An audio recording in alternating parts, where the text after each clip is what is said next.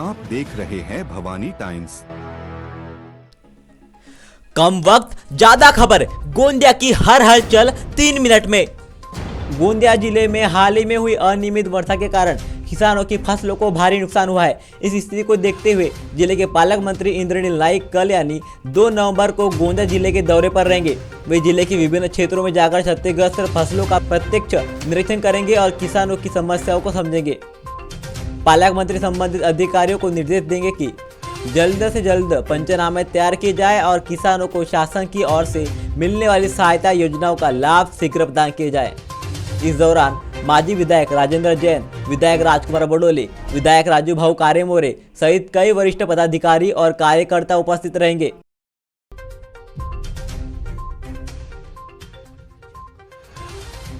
खासदार प्रभु पटेल के मार्गदर्शन में गोरेगांव शहर में कई विकास कार्यों को मंजूरी दी गई है।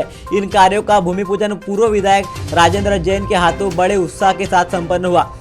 विकास योजनाओं में दुर्गा मंदिर परिसर में सभा भवन निर्माण, राधा कृष्ण मंदिर परिसर में सभा भवन, प्रभाग 2 में पोवार समाज मंदिर की परिधि दीवार और अन्य प्रभागों में सीमेंट सड़क व नाली निर्माण शामिल है। इस अवसर पर नगर के कई गणमान्य नागरिक, पदाधिकारी और कार्यकर्ता उपस्थित रहे। अपने संबोधन में राजेंद्र जैन ने कहा कि गोरेगांव की मूलभूत समस्याओं के समाधान और नगर विकास की दिशा में आगे ले जाने के लिए राष्ट्रवादी कांग्रेस सदैव तत्पर रहेगी। इन विकास कार्यों से गोरेगांव के नागरिकों को आधारभूत सुविधाओं में बड़ी राहत मिलेगी।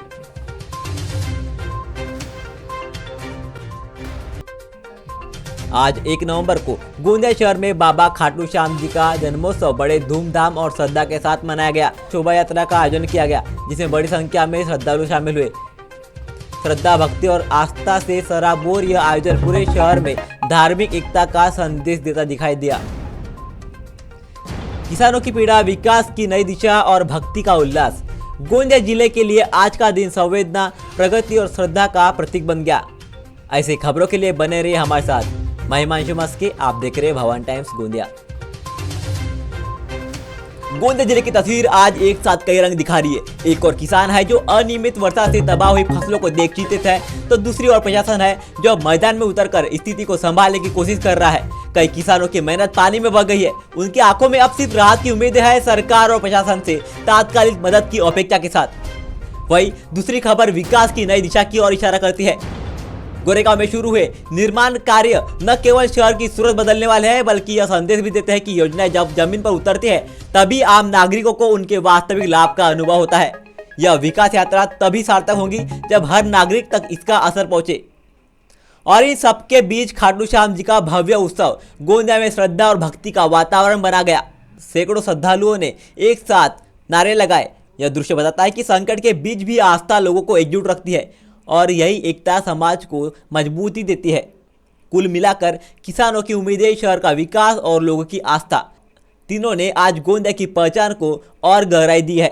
यह दिन याद दिलाता है कि जब जनता, प्रशासन और समाज एक साथ सोचते हैं तो हर मुश्किल का हल निकल जाता है।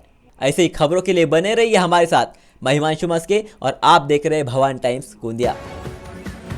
आप देख रहे हैं भवानी टाइम्स।